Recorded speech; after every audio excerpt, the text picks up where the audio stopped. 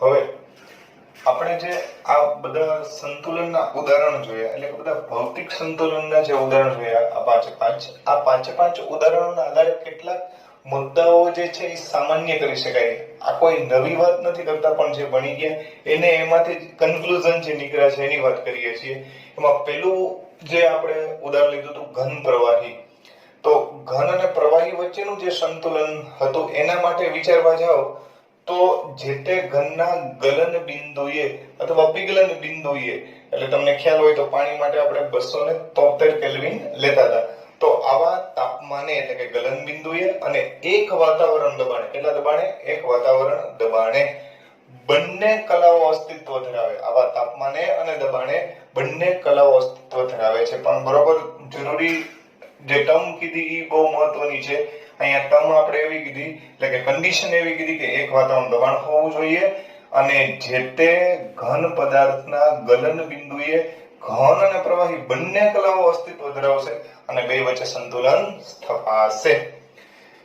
જો પર્યાવરણ સાથે કોઈ ઉષ્મીય વ્યવહાર ન હોય, એટલે કે પર્યાવરણમાં ઉષ્મા ગુમાવી ન દેતી હોય પ્રણાલી, તો આવા સંજોગોમાં ઘન અને પ્રવાહી બંને જે છે એના દળ પણ કેવા રહેશે? અચળ, એટલે કે પ્રમાણ અચળ રહેશે. આ આપણે કન્ક્લુઝન પહેલું જે ઉદાહરણ જોયું હતું ઘન પ્રવાહી સંતુલન એના ઉપરથી લીધેલું છે. ફરીથી કહી દઈએ, ઘન પ્રવાહી સંતુલન માટે એમ કીધું કે જે તે પદાર્થના ગલન બિંદુએ અને એક વાતાવરણ દબાણે બંને કલાઓ જે છે અસ્તિત્વ ધરાવતી, એટલે ઘન અને પ્રવાહી બે અસ્તિત્વ ધરાવે છે. અને બીજું, આ પર્યાવરણ સાથે જો ઉષ્મીય વ્યવહાર ન થતો હોય, એટલે ઉષ્મા ગુમાવતો ન હોય, તો એવા સંજોગોની અંદર આપણે એમ કહી શકીએ કે આ બંનેના દળ કેવા રહે છે? અચળ. બીજું ઉદાહરણ જે છે એ પ્રવાહી અને બાષ્પ વચ્ચેનું સંતુલન હતું. તો એના માટે એમ કહી શકાય કે નિયત તાપમાને જે તે પ્રવાહીનું બાષ્પ દબાણ કેવું રહે છે? અચળ રહે છે. તાપમાન જો નિયત હોય તો પ્રવાહીના બાષ્પ દબાણમાં કોઈ ફેર પડતો નથી. એટલે પ્રવાહી અને બાષ્પ સંતુલન માટે આ એક મહત્વનો મુદ્દો ગણી શકાય. ત્રીજી વાત હતી પ્રવાહીમાં ઘનનું વિલયન. પ્રવાહીને જ્યારે ઘનની અંદર ઓગાળવામાં આવે ત્યારે એમ કહી શકાય કે જે તે નિયત તાપમાને તે ઘનની પ્રવાહીમાં દ્રાવ્યતા કેવી રહે? અચળ. આપણે ત્યારે પણ કીધું હતું કે જે તે નિયત તાપમાને ખાંડ પ્રવાહીમાં ઓગળશે એ નિયત માત્રામાં જ ઓગળશે, એથી વધારે માત્રામાં ઓગળી શકે નહીં. તો એના માટે આ સામાન્યકરણ કહી શકાય. એ જ રીતના પ્રવાહીમાં વાયુનું જ્યારે વિલયન કરવામાં આવે, એટલે કે પ્રવાહીની અંદર વાયુને જ્યારે ઓગાળવામાં આવે ત્યારે એના માટે આપણે એવું કહી શકીએ કે જ્યારે પ્રવાહી વાયુની અંદર ઓગળે ત્યારે એ વાયુની પ્રવાહીમાં સાંદ્રતા અથવા તો દ્રાવ્યતા તે વાયુના દબાણના સમપ્રમાણમાં હોય, જેના માટે આપણે હેનરીનો નિયમ પણ સમજી ગયા. તો આવા કેટલાક સામાન્યકરણ મુદ્દાઓ જે છે એ આપણે જે ઉદાહરણ સમજ્યા એના આધારે સમજી શકાય. આ જ વાત તમને નીચેના કોષ્ટકની અંદર પણ આ જ ઘટના સમજાવેલી છે. ભૌતિક સંતુલન જે છે એના ઘણા બધા ઉદાહરણ જોયા, એટલે આપણે 5 જેટલા ઉદાહરણ જોયા હતા. ઘન અને પ્રવાહી સંતુલન, પ્રવાહી અને વાયુ સંતુલન, ઘન અને વાયુ સંતુલન, તેમજ બે પ્રકારના દ્રાવણ વિશે પણ વાત કરી, જેમ કે ઘન ને પ્રવાહીની અંદર ઓગાળ્યો હતો અને વાયુને પ્રવાહીની અંદર ઓગાળ્યો હતો. એટલે ઘનનું પ્રવાહીમાં વિલયન અને વાયુનું પ્રવાહીમાં વિલયન. તો આ બધા ભૌતિક પ્રક્રમ હતા. જે ભૌતિક પ્રક્રમ જે છે એને અનુલક્ષીને કેટલાક સંતુલનની સામાન્ય વિશેષતાઓ જે છે, એટલે વિશિષ્ટતાઓ જે છે એની આપણે અહીંયા ચર્ચા કરવી છે. તમે બધા જાણો છો એ પ્રમાણે કે આપેલ તાપમાને બંધ પાત્રમાં જ સંતુલન સ્થપાય છે. એક તો તાપમાન અચળ હોવું જોઈએ અને પાત્ર કેવું હોવું જોઈએ? બંધ. તો જ સંતુલન સ્થપાશે, બાકી સંતુલન સ્થાપી શકાય નહીં. એટલે પહેલી મહત્વની બાબત. બીજી બાબત કે બંને એકબીજાથી વિરુદ્ધ જે પ્રક્રિયાઓ છે, એટલે પુરોગામી અને પ્રતિગામી, આ બંને ક્રિયાઓ એકી સાથે અને સમાન દરે થતી હોય છે. બીજી વાત કે ભાઈ પ્રક્રિયા જે છે એ ગતિશીલ હોવા છતાં પણ, એટલે પુરોગામી પ્રક્રિયા ચાલુ છે, પ્રતિગામી પ્રક્રિયા ચાલુ છે, છતાં પણ તમને સ્થિતિ છે એ સ્થિર જ દેખાશે. એટલે કે જે કંઈ પણ મૂલ્યો છે એ બધા અચળ રહેશે. તો ત્રીજો પોઈન્ટ છે એની અંદર એ જ ચર્ચા કરી છે કે ભાઈ પ્રણાલીના બધા જ માપી શકાય તેવા ગુણધર્મ અચળ રહે છે, જેમ કે તાપમાન, દબાણ, બાષ્પ દબાણ, વજન, જે કંઈ પણ ગુણધર્મો જે આપણે ભૌતિક પ્રક્રમની અંદર ચર્ચા કરી, આ તમામ ગુણધર્મો અચળ રહે છે. ચોથી વાત તો કે ભાઈ ભૌતિક પ્રક્રમ માટે સંતુલન દરમિયાન જો તાપમાન અચળ રાખવામાં આવે તો કોઈ એક પરિબળ અચળ મૂલ્યથી વિશેષતા અથવા વિશિષ્ટતા દર્શાવે છે. એવા મૂલ્ય તમને ખબર હોય તો આપણે ઓલું કોષ્ટક આગળ આવ્યું, એ કોષ્ટકની અંદર જે મૂલ્ય હતા ને એ બધા, ફરીથી બોલું છું, ભૌતિક પ્રક્રમ જે કંઈ પણ જોયા એમાં સંતુલન દરમિયાન તાપમાન કેવું રાખ્યું હોય? અચળ. તો એ દરમિયાન તમામ પરિબળ જે છે એ અચળ મૂલ્યથી વિશિષ્ટતા દર્શાવે છે. જેમ કે ઘન અને પ્રવાહી વચ્ચે જે સંતુલન હતું એની અંદર આપણે કીધું ગલન બિંદુ કેવું રહેશે? અચળ. એ જ રીતના બાષ્પ દબાણ, જે તે તાપમાને, નિયત તાપમાને કોઈ પણ પ્રવાહી અને બાષ્પ વચ્ચે સંતુલન સ્થપાય ત્યારે બાષ્પ દબાણ સંતુલિત માત્રામાં હોય. એ જ રીતના દ્રાવણોની વાત કરવા જાય તો તેની સાંદ્રતા. તો આવા બધા પરિબળો જે છે હંમેશા કેવા રહે છે? અચળ રહે છે. અને છેલ્લો મુદ્દો, આ કોઈ પણ જે વિશિષ્ટ મૂલ્ય જે છે, એટલે કોઈ પણ તબક્કે આ વિશિષ્ટ રાશિનું મૂલ્ય એ સંતુલન સ્થપાય એને પેલા પ્રક્રિયા કેટલી આગળ વધી એના વિશે આપણે માહિતી આપશે. દાખલા તરીકે હું તમને એમ કહું કે ભાઈ પાણી જે છે એનું 100 સેલ્સિયસ તાપમાને દબાણ જે છે એ 1 વાતાવરણ જેટલું થવું જોઈએ. તો આપણે એવું કહી શકીએ કે ભાઈ 1 વાતાવરણ દબાણ થાય ત્યાં સુધીમાં પાણીનું તાપમાન કેટલું વધ્યું, અથવા ઊંધું કે 100 સેલ્સિયસ તાપમાન જે છે ત્યાં સુધી લઈ જાય તો દબાણ ધીમે ધીમે વધીને કેટલું થઈ જાય? 1 વાતાવરણ, એટલે 1.013 bar. તો આવી બધી જે વિશિષ્ટ રાશિઓ છે એના મૂલ્યો પરથી આપણે કહી શકીએ કે સંતુલન હજી સ્થપાણું છે કે નથી સ્થપાણું, અથવા કેટલી હદે પ્રક્રિયા આગળ વધી. તો આવી બધી માહિતીઓ આપણે સામાન્ય ભૌતિક પ્રક્રિયાઓ જે છે એના આધારે આપણે પ્રાપ્ત થઈ શકે. હવે આજે આપણે સંતુલનની અંદર હવે નવો પાર્ટ આપણા માટે ચાલુ થઈ છે, એ છે રાસાયણિક સંતુલન. અત્યાર સુધી જે ઉદાહરણ છે એ ભૌતિક સંતુલનના હતા. હવે જે જોવાના છે એ રાસાયણિક સંતુલન વિશે ભણવાનું છે. એકચ્યુઅલમાં આપણે રસાયણ વિજ્ઞાન સાથે સંબંધિત ચર્ચાઓ કરીએ છીએ એટલા માટે થાય, અને આપણા માટે અતિ મહત્વની બાબત થાય રાસાયણિક સંતુલન. તો આ રાસાયણિક સંતુલન જે છે એના વિશે હવે આપણે અભ્યાસ કરીએ. આજે થોડો આ શરૂઆતના જે પાર્ટ છે બધા થોડા ઇન્ટ્રોડક્ટરી પાર્ટ છે. મિત્રો, હોમવર્કની બાબતમાં ખાસ તમને કહી દઉં, હોમવર્ક તમારે આ બધી થિયરીઓ લર્ન કરવાની છે, એટલે કે સાથે સાથે લખવાની છે. લખવાનો મહાવરો રાખજો જેથી કરી અને લાંબો સમય સુધી યાદ રહે. બીજી વાત કે JEE અને નીટ પણ આપણે સાથે જ કરશું, પણ શરૂઆતના ટોપિક એવા છે કે જે વર્ણનાત્મક છે, જેની ડિટેલ જે છે એ તમને જે કંઈ પણ કોમ્પિટિટિવ એક્ઝામની અંદર હજી આટલી બધી ઉપયોગી નથી, પણ જેમ જેમ આની અંદર ન્યુમેરિકલ પાર્ટ્સ આવતા જશે, જેમ જેમ ડીપલી થિયરીની ચર્ચાઓ આવશે ત્યારે આપણે એના વિશે સાથે સાથે ચર્ચા કરશું. તો હવે આપણે રાસાયણિક સંતુલન જે છે એના વિશે સમજીએ. અત્યાર સુધી ભૌતિક સંતુલનમાં શું થતું હતું કે ખાલી કલા પરિવર્તન થતું હતું. કલા પરિવર્તન એટલે ફેઝ પરિવર્તન જેને કહીએ આપણે, જેમ કે ઘનનું પ્રવાહીમાં રૂપાંતરણ થાય, પણ અહીંયા એવું ન થાય. એક પદાર્થમાંથી બીજો પદાર્થ બને, અથવા એક તત્વમાંથી બીજો પદાર્થ બને. એક પ્રકારના ઘટકમાંથી બીજા પ્રકારમાં, એટલે જુદા જ ગુણધર્મ ધરાવતા ઘટકોની અંદર રૂપાંતરણ થાય, જેને આપણે રાસાયણિક પ્રક્રિયાઓ કહીએ છીએ. તો એમાં સંતુલન કઈ રીતે સ્થપાય એના વિશે આપણે અભ્યાસ કરીએ છીએ. તો ભાઈ જેવી અગાઉ ચર્ચાઓ કરી હતી એ જ ચર્ચા અહીંયા આપણે ફરીથી પાછી કરવાની છે. તો શરૂઆત કરીએ. રાસાયણિક સંતુલન સમજાવો. તમને કોઈ 2 માર્કમાં પ્રશ્ન પૂછે તો રાસાયણિક સંતુલન કઈ રીતે સમજાવી શકાય?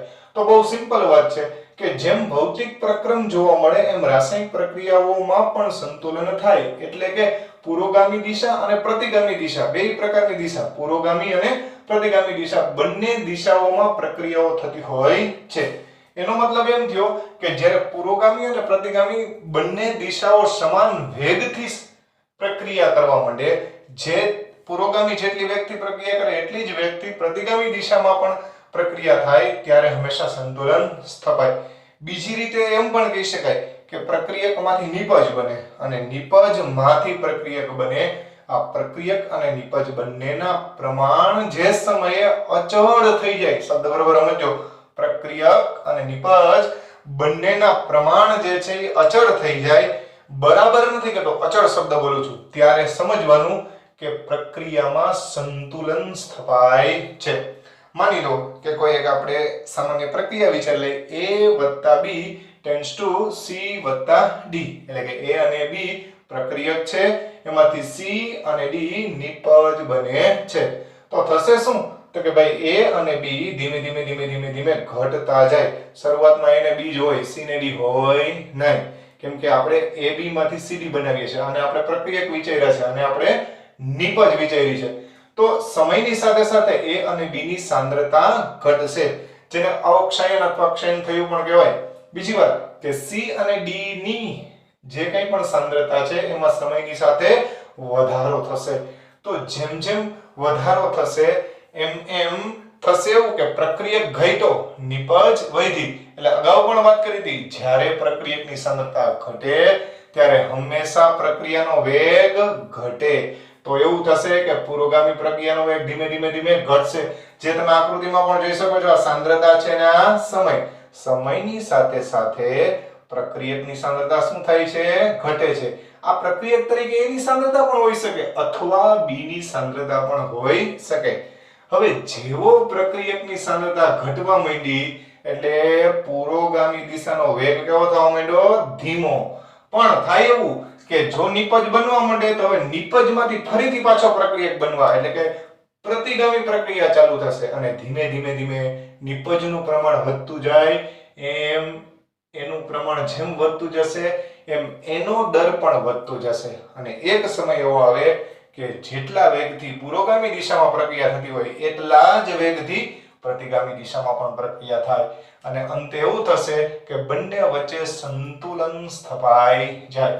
જ્યાં c અથવા d એ નિપજની સાંદ્રતા છે, a અથવા b એ પ્રક્રિયકની સાંદ્રતા છે, જે આપણે સામાન્ય ઉદાહરણની અંદર આપણે સમજૂતી રજૂ કરેલી છે. તો આ રીતે આપણે પહેલો પ્રશ્ન જે છે એમાંથી બનાવી શકીએ. હવે ભાઈ દરેક વખતે જ્યાં જ્યાં સંતુલનની વાત આવે ત્યાં એક જ ચર્ચા આવે કે સંતુલન ગતિશીલ સ્વભાવ ધરાવે છે. આ સત્ય સનાતન વાત છે કે ભાઈ સંતુલન સ્થપાણું એટલે કે અહીંયા બધું બંધ નથી થઈ જવાનું. સંતુલન સ્થપાણું એનો મતલબ પુરોગામી દિશામાં પ્રક્રિયા ચાલુ છે અને પ્રતિગામીમાં. પણ આપણને કેમ ખબર પડે ભાઈ કે પુરોગામી ચાલુ અને પ્રતિગામી ચાલુ? એના માટે આપણે શું કરવું પડે? તો એના માટે આપણે તો કાંઈ નથી કરતા, પણ વૈજ્ઞાનિકો તો ઘણું કર્યું હોય ને, તો એ વસ્તુ આપણે સમજીએ. તો વૈજ્ઞાનિકોએ શું કર્યું? તો કે ભાઈ આપણે હેબર વિધિની સમજૂતી લઈએ. હેબર વિધિ દ્વારા રાસાયણિક સંતુલનનો ગતિશીલ સ્વભાવ સમજીએ. તો એક અહીંયા નવો પ્રશ્ન બનાવી શકીએ, રાસાયણિક સંતુલનનો ગતિશીલ સ્વભાવ ઉદાહરણ વડે સમજાવો. પ્રશ્ન થોડોક લાંબો છે, ધ્યાનમાં રાખજો. થોડીક ટેક્સ્ટ બુક ની અંદર સમજૂતી પણ બરોબર આપી નથી અથવા આપણે સમજાય એવી નથી, તો તમે ધ્યાન રાખજો એટલે ઝડપથી આપણે સમજી શકશું. પહેલી વાત તો કે ભાઈ હેબર વિધિ. હેબર વિધિ એટલે એમોનિયાની બનાવટ. વર્ષોથી આપણે શીખી ગયા છીએ કે ભાઈ હેબર વિધિ એટલે એમોનિયાની બનાવટ. એમોનિયા કેવી રીતે બને? નાઇટ્રોજન અને હાઇડ્રોજન, એમાંથી શું બનશે? એમોનિયા. તો હાઇડ્રોજન અને નાઇટ્રોજન બંને ભેગા મળ્યા એટલે એમોનિયા વાયુ આપણને પ્રાપ્ત થયો. સામાન્ય સંજોગોમાં તો પ્રક્રિયા થવાની નથી, એટલે હંમેશા ઊંચા તાપમાને અને ઊંચા દબાણે. તો આ એની એક પ્રક્રિયા પરિસ્થિતિ છે. એવા તાપમાને અને દબાણે આપણે પ્રક્રિયા કરવાની છે. હેબરે શ્રેણીબદ્ધ પ્રયોગો દ્વારા H2 અને N2 ના જ્ઞાત જથ્થા માટે ઊંચા તાપમાને અને દબાણે એમોનિયાનું પ્રમાણ નક્કી કર્યું. કહેવાનો મતલબ એ છે કે હેબરે ઘણા બધા પ્રયોગ કર્યા. એક પ્રયોગના આધારે નહોતું કીધું, આપણે તો એકવાર લઈ ગયો લે આપણે પ્રશ્ન આવડી ગયો. અરે ભાઈ વૈજ્ઞાનિકોએ ઘણા કામ કર્યા છે, એમાં આપણે કરવા પડે નહીં ભેગું થાય, એમનું ભેગું ન થાય. તો હેબરે શ્રેણીબદ્ધ પ્રયોગો કર્યા હતા. એ શ્રેણીબદ્ધ પ્રયોગોની અંદર H2 અને N2 એના જ્ઞાત જથ્થા, જ્ઞાત એટલે જાણીતો જથ્થો લીધો, 100 ગ્રામ 200 ગ્રામ 500 ગ્રામ જે લીધો હોય પણ જ્ઞાત લીધો હતો. હવે એ જ્ઞાત જથ્થાના આધારે એમોનિયાનું પાછું પ્રમાણ નક્કી કર્યું. તો તમને ખબર છે કે ભાઈ તત્વયોગ નીતિ મુજબ આનો જ્યારે 1 મોલ ત્યારે આના 3 મોલ ત્યારે આના કેટલા મોલ? 2 મોલ. તો જો આનો અડધો મોલ વપરાય તો આના 1.5 મોલ અને આનો 1 મોલ બનવો જોઈએ. આને કહેવાય એનું પ્રમાણ. તો એવી રીતે એને નક્કી કર્યું એમોનિયાનું પ્રમાણ. હવે એને જોયું કે સાથે સાથે કેટલાક હાઇડ્રોજન અને નાઇટ્રોજન જે પ્રક્રિયા પામ્યા નહોતા. એનો મતલબ એમ થયો કે બધા હાઇડ્રોજન અને નાઇટ્રોજન જોડાઈને એમોનિયા બનાવી નાખતા નથી. સંતુલનની પહેલી શરત કે પૂરેપૂરો પ્રક્રિયક ક્યારેય વપરાવો જોઈએ નહીં. જો પૂરેપૂરો વપરાઈ જાય તો સંતુલન સ્થપાય જ નહીં. એટલે ધ્યાનમાં રાખજો. તો એને જોયું કે અમુક નાઇટ્રોજન અને હાઇડ્રોજન જે છે એ બાકી રહી ગયો હતો, એટલે પ્રક્રિયા કરી શક્યો નહોતો. અમુક સમય પછી એને જોયું કે નાઇટ્રોજન અને હાઇડ્રોજન હાજર હતા અને સાથે સાથે એમોનિયા પણ બનેલો હતો. પછી એમાં કોઈ ફેરફાર નહોતો થતો. નાઇટ્રોજનનું પ્રમાણ જે છે અને હાઇડ્રોજનનું પ્રમાણ જે છે એમાં કોઈ ફેરફાર થતો નહોતો. એમોનિયાનું જેટલું પ્રમાણ હતું એ પણ અચળ રહેતું હતું. એટલે એણે એવું કીધું કે આપણી પ્રક્રિયા હવે સંતુલને પહોંચી ગઈ છે. કેમ કે સંતુલન ક્યારે આપણે કહીએ છીએ, રાસાયણિક સંતુલન ક્યારે કીધું? જ્યારે પ્રક્રિયક અને નિપજ બંનેની સાંદ્રતા અચળ બને. તો આવા સંજોગોની અંદર શું થઈ ગયું કહેવાય? સંતુલન. એટલા માટે આપણે કીધું કે અહીંયા સંતુલન સ્થપાઈ ગયું. પણ આપણે સંતુલન સ્થપાવવાનું એની ક્યાં વાત કરીએ? આપણે તો ખરેખર એમ કહીએ કે એનો ગતિશીલ સ્વભાવ. તો હવે શું કરવામાં આવ્યું? તો કે ભાઈ એની અંદર હાઇડ્રોજનનો સમસ્થાનિક ઉમેરો, જેને આપણે ડ્યુટેરિયમ કહીએ છીએ. ડ્યુટેરિયમ જેવો હાઇડ્રોજન સંતુલન થઈ ગયા બાદની વાત છે. સંતુલન સ્થપાઈ ગયું. હવે એની અંદર અલ્પ માત્રામાં ડ્યુટેરિયમ ઉમેરી દીધું. ડ્યુટેરિયમના રાસાયણિક ગુણધર્મ હાઇડ્રોજન જેવા જ છે. એટલે ધ્યાનમાં રાખજો, જે રીતે હાઇડ્રોજન પ્રક્રિયા કરે એ જ રીતે ડ્યુટેરિયમ પણ પ્રક્રિયા કરે. અને ડ્યુટેરિયમ જે છે ઈ એમોનિયાની જેમ, એટલે એમોનિયા એટલે NH3, એમ ડ્યુટેરિયમ ND3 જેને ડ્યુટેરો એમોનિયા કહેવાય. તો આવો ઘટક ઈ બનાવે. એટલે મેં તમને અહીંયા લખ્યું જ છે કે અહીં D2 અને H2 એ બે એકબીજાની જેમ જ પ્રક્રિયા કરે છે. અને જેમ ડ્યુટેરિયમ, જેમ હાઇડ્રોજન છે ઈ નાઇટ્રોજન સાથે જોડાઈને NH3 બનાવે, એમ ડ્યુટેરિયમ છે ઈ ND3 બનાવે છે. તો અહીંયા આપણે ધ્યાન એ રાખવાનું છે કે અહીંયા હાઇડ્રોજનના સ્થાને આપણે શું મેળવેલો છો? ડ્યુટેરોન, જેની પ્રક્રિયા કેના જેવી છે? હાઇડ્રોજન જેવી જ. એવી કરી હતી કે ભાઈ એમોનિયાનું જે સંતુલન સ્થપાયેલું હતું, એટલે એમોનિયાનું જે સંતુલન છે એની અંદર આપણે એમ કીધું કે હાઇડ્રોજન અને નાઇટ્રોજન બેમાંથી એમોનિયા બન્યો. આ જે છે એક સંતુલન થયું. હવે બીજું સંતુલન કે જેની અંદર ડ્યુટેરિયમ અને નાઇટ્રોજન ભેગા કર્યા, એટલે ND3, એટલે આ બીજું સંતુલન. બંનેને સંતુલન સ્થપાવવા દેવાના. ત્યારબાદ આ બંને મિશ્રણને ભેગા કરવામાં આવે, બંને ઘટકોને ભેગા કરવામાં આવે. એની પહેલા એક આકૃતિ સમજી લઈ તો કે ભાઈ મોલર સાંદ્રતા અને સમય જે છે એ દર્શાવેલો છે. સમયની સાથે સાથે પ્રક્રિયકની સાંદ્રતા હંમેશા ઘટવાની છે. પ્રક્રિયક તરીકે બંને હાઇડ્રોજન અને નાઇટ્રોજન બંનેની સાંદ્રતાઓનો ઘટાડો આપણે દર્શાવેલો છે, જ્યારે એમોનિયાની સાંદ્રતા વધારો દર્શાવે છે. પણ સમયની સાથે સાથે અમુક સમય પછી આ સાંદ્રતા કેવી થઈ ગઈ? અચળ.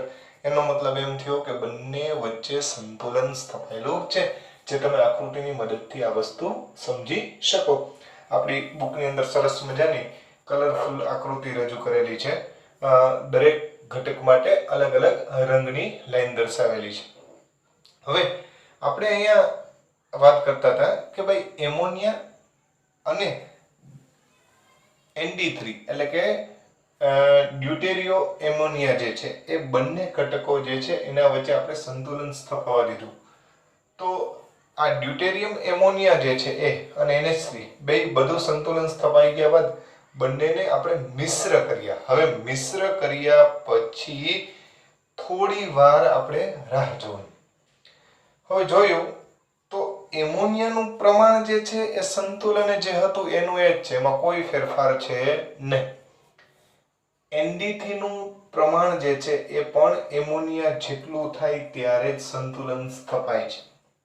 હવે બંનેને આપણે મિશ્ર કર્યા છે. મિશ્ર કરી અને દળ સ્પેક્ટ્રોમીટર એની મદદથી આપણે અભ્યાસ કર્યો. તો દળ સ્પેક્ટ્રોમીટર જે છે એની મદદથી જેવો અભ્યાસ કર્યો એટલે આપણે ખબર પડી કે અહીંયા માત્ર એમોનિયા જ નથી, પણ એમોનિયા સિવાયના ઘટકો એટલે એમોનિયાના ડ્યુટેરિયમ સાથેના કેટલાક વ્યુત્પન્નો એટલે એમાંથી મળતા સંયોજનો નું નિર્માણ થયું. જેમ કે એમોનિયા જે છે એની હારે હાઇડ્રોજન છે એટલે આપણે NH3 બોલીએ છીએ, પણ એક એક હાઇડ્રોજનનું વિસ્થાપન ડ્યુટેરિયમ દ્વારા કરવામાં આવે તો NH2D થાય, NHD2 થાય અને ND3 આવા દરેક ઘટકો જે છે એ આપણને અહીંયા જોવા મળ્યા. ખરેખર તો જો સંતુલન ગતિશીલ ન હોત એટલે કે સંતુલન સ્થપાઈ સ્થિર સ્થિતિ હોત તો ખરેખર આવા વ્યુત્પન્નો મળવા જોઈએ નહીં, પણ એની જગ્યાએ વ્યુત્પન્ન મળ્યા. આ જ મહત્વની બાબત છે કે ભાઈ અહીંયા ડ્યુટેરિયમ નાખ્યો જેના કારણે થઈને ખાલી એમોનિયા અને ખાલી ND3 જ નહીં પણ સાથે સાથે આવા બીજા વ્યુત્પન્નો પણ એમાં જોવા મળ્યા. બીજી એક વાત કે અહીંયા હાઇડ્રોજન ના પણ વ્યુત્પન્ન જોવા મળ્યા, જેમ કે H2 HD એટલે હાઇડ્રોજન અને બીજો એક ડ્યુટેરિયમ અને બીજું જે છે એ D2, આ બધા જ ઘટકો પણ હાજર જોવા મળ્યા. તો આ તમામ ઘટકો ત્યારે જ શક્ય બને કે જો પુરોગામી અને પ્રતિગામી બંને પ્રક્રિયા ચાલુ હોય તો, બાકી આ વસ્તુ શક્ય બને નહીં. આમ આ ઉપરોક્ત પ્રયોગ જે છે એ એવો આપણે દર્શાવે છે કે હંમેશા રાસાયણિક સંતુલન જે છે એ ગતિશીલ હોય એટલે કે પુરોગામી અને પ્રતિગામી બંને પ્રક્રિયાના જ્યાં સુધી દર સમાન ન થાય, દર એટલે વેગ, ત્યાં સુધી સતત ચાલુ રહેશે એ વસ્તુ આપણે દર્શાવે છે. બીજી એક મહત્વની બાબત, માની લ્યો કે આપણે પ્રક્રિયા છે એ નાઇટ્રોજન અને હાઇડ્રોજન એટલે પ્રક્રિયક તરીકે નાઇટ્રોજન અને હાઇડ્રોજન લીધા એટલે એમાં નિપજ તરીકે શું મળ્યું? એમોનિયા. એની જગ્યાએ ઊંધો કરવામાં આવે એટલે કે એમોનિયાનું વિઘટન કરી અને ડાઇનાઇટ્રોજન અને હાઇડ્રોજન જે છે એ મેળવવામાં આવે, જે મેં પ્રક્રિયા સ્વરૂપે અહીંયા દર્શાવેલી છે. N2 અને H2 માંથી એમોનિયા બને અથવા તો NH3 ના વિઘટનથી N2 અને H2 બને. દરેક સંજોગોમાં સંતુલન સ્થપાય. એવું નહીં કે આમ પુરોગામી તરફ લ્યો તો જ સંતુલન સ્થપાય, નહીં. અહીંયા નિપજ તરીકે એમોનિયા છે, ઊંધો કરીએ તો પ્રક્રિયક તરીકે એમોનિયા થઈ જાય અને આ રીતે પુરોગામી અને પ્રતિગામી બંને દિશામાં સમાન વેગથી ક્રિયા ન થાય, સમાન દરથી વેગ ન થાય ત્યાં સુધી પ્રક્રિયા ચાલુ જ રહે. એક સમય એવો આવે કે બંને પ્રક્રિયાઓના દર સમાન બની જાય એટલે હંમેશા સંતુલન સ્થપાઈ જાય. અન્ય ઉદાહરણની અંદર આપણે હાઇડ્રોજન અને આયોડિનનું ઉદાહરણ આ જ રીતે સમજાવી શકીએ. હવે એકને એક કથા વારંવાર ખરેખર કરવાની જરૂરિયાત નથી, કેમ કે અહીંયા બહુ પ્રશ્ન લાંબો કરી દીધો છે આપણે, તો ટૂંકમાં વર્ણન કરી દેવાનું કે આ જ રીતે હાઇડ્રોજન અને આયોડિન દ્વારા HI પ્રાપ્ત થાય અથવા HI જે છે એના વિઘટનથી H2 અને I2 પ્રાપ્ત થાય. દરેક વખતે પ્રક્રિયક અને નિપજમાં જ્યારે બંને સમાન દરથી એટલે પુરોગામી અને પ્રતિગામી બંનેનો વેગ સમાન થાય, ટૂંકમાં કહે તો હાઇડ્રોજન, આયોડિન અને HI એની સાંદ્રતાઓ અચળ થાય ત્યારે એમાં સંતુલન સ્થપાયેલું કહેવાય, જે તમે આ આકૃતિની મદદથી પણ સમજી શકો. આકૃતિ ખાસ ધ્યાનમાં રાખજો. આ જે આકૃતિ આ તરફની આકૃતિ છે એમાં આપણે પ્રક્રિયક તરીકે H2 અને I2 એમાંથી નિપજ જે છે એ HI બનાવી છે. તો આ પ્રક્રિયક છે તો સાંદ્રતા ઘટાડી, નિપજની સાંદ્રતા વધારી. એનાથી ઉલટી વાત કે પ્રતિગામી પ્રક્રિયા છે એમાં HI ની સાંદ્રતા ઘટાડી છે અને H2 I2 ની સાંદ્રતા વધારી છે. એટલે પહેલી પ્રક્રિયા માટે આ આકૃતિ ગણો તો બીજી પ્રક્રિયા માટેની આ આકૃતિ છે એવું ધ્યાનમાં રાખજો. અને વચ્ચે સંતુલન બતાવ્યું એનો મતલબ એમ થયો કે પુરોગામી પ્રક્રિયાથી કરો કે પ્રતિગામી પ્રક્રિયાથી કરો બંને બાજુ સંતુલન શક્ય બની શકે. તો આ થઈ વાત સંતુલનનો ગતિશીલ સ્વભાવ.